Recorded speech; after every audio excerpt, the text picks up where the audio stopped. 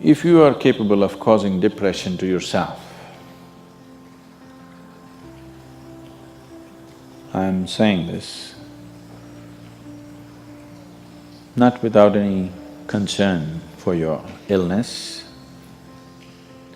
or not due to lack of compassion, because that is the nature of what's happening to you.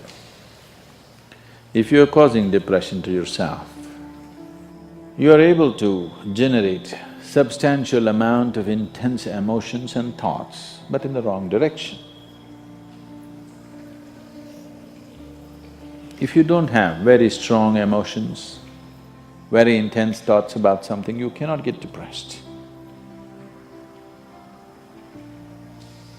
It is just that you are generating thoughts and emotion which work against you, not for you. So you are strong enough to cause depression to yourself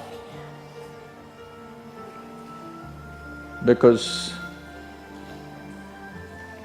for you to cause a mental illness for yourself, unless you're pathologically ill, which is just a small number of people, rest are all self-created. Most of them are self-created. A few are pathologically ill, they cannot help it.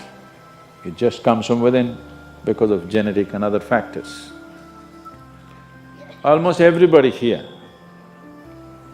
if we train them towards a certain kind of thought process and emotion and push them a little bit with the outside situations, almost everybody will go lose their mental balance. They will become clinically ill. They can be driven to madness, I'm saying, because the line between sanity and insanity is very thin. People keep pushing it. You get angry, you're pushing the line.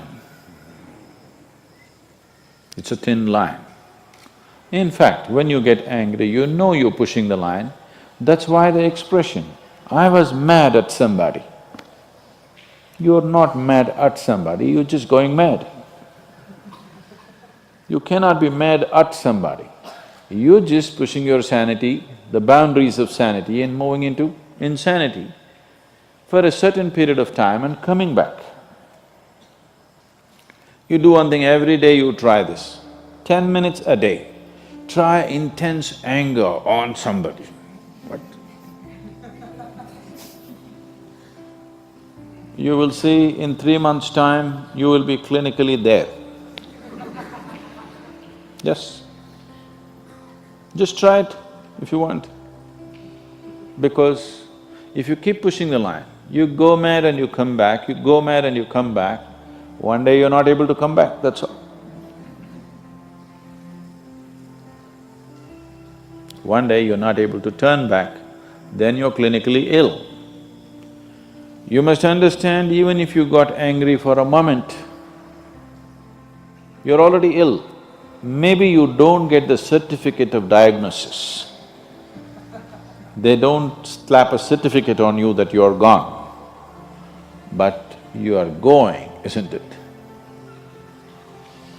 You think it's your right to throw tantrums, you think it's your right to get angry with people, you think it's your privilege to be depressed so that you'll get attention from somebody. You keep playing this, one day you will not be able to turn back. Keep crossing the line every day, one day you will see you cannot cross back. That day, you need a doctor. Till then, everybody needed a respite from you.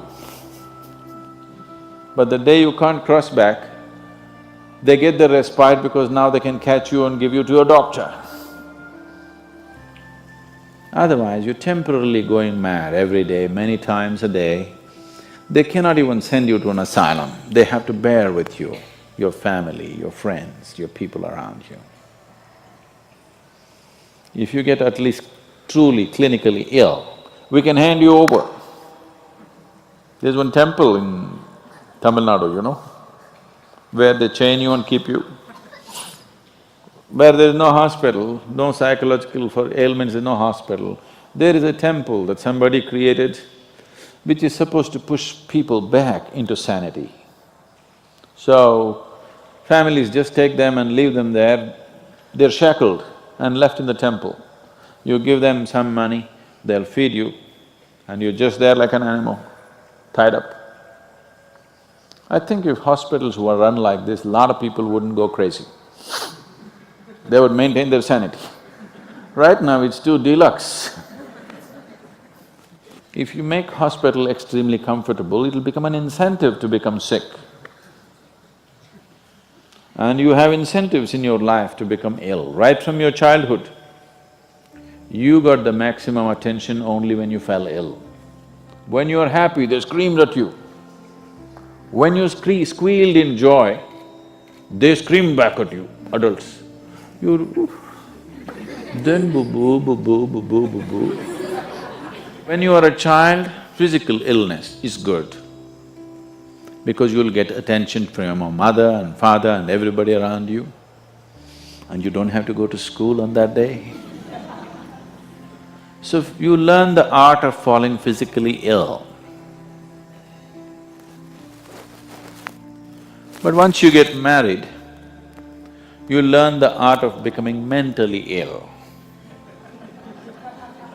Because if you want to get attention, you go sit in a corner, act depressed, people will pay attention to you. So, you keep playing this game, one day you're not able to cross the line back. That day, you're clinically ill. Unfortunately, in many ways, not just in the way that I said now, in many different ways, I would say 70% of illnesses on the planet, all kinds, are self-created. Even if you get an infection, there is a way. If you keep yourself in a certain way, physically and mentally, the virus and the bacteria will not work the same way as it works upon somebody else. If you set yourself like this, no matter what's happening, anyway, I have to go and do this, this and this. There's no break from that. The last 29 years, I have not been able to cancel one program because I'm running temperature, I got a cold, I got this, I got that. It doesn't matter what's happening, what you have to do, you anyway have to do. You can't turn back on that. Either out of your commitment or you have a boss like that. One way or the other, if it happens, then you will see, you will not at all fall sick so often. Because if you have temperature, you still have to go. If it's summer, you still go, right? Now, a lot of people don't go. It's a little hot outside, they don't go and work. Little cold outside, they don't go and work. A little raining, they won't go and work. A snowflake, they will not go and work. This is just weather. So for every change in weather, if you have the comfort of covering yourself in a blanket and lying down, once you create that, your body will learn to fall sick as often as possible. If you just keep it this way, it doesn't matter what it is, anyway I have to go and do what I have to do, you will see your body will just bounce back as quickly as possible, even if it gets the worst kind of infections. So, you just have to set the necessary conditions for health, necessary incentives for health, both for yourself and your children if you have them. Do not set incentives for sickness. The child is sick, observe him from a distance, never go cuddling. He knows that's the worst time of his life and he knows he has to get well soon. And give him the best attention when he is joyful. You will see he naturally learns from within. His very chemistry will learn that it pays to be joyful, it doesn't pay to be sick. If you make this very clear to your own biology, to your own chemistry and to everybody around you, you will see people will not fall sick as often as they are right now. So set that up for yourself. You will see you will get healthy. If you can turn your mind this way, you can also turn it this way. I want you to understand this. No, I'm like this because my father abused me when I was 7 years of age. If you know all that bullshit, you can as well turn yourself around, isn't it? It's time. You must understand, mentally, physiologically, chemically, energy-wise, you must clearly understand it doesn't pay to be sick, unhappy, depressed. It doesn't pay. To be joyful and ecstatic, it pays. If you make this clear to all these people inside, they will all behave properly.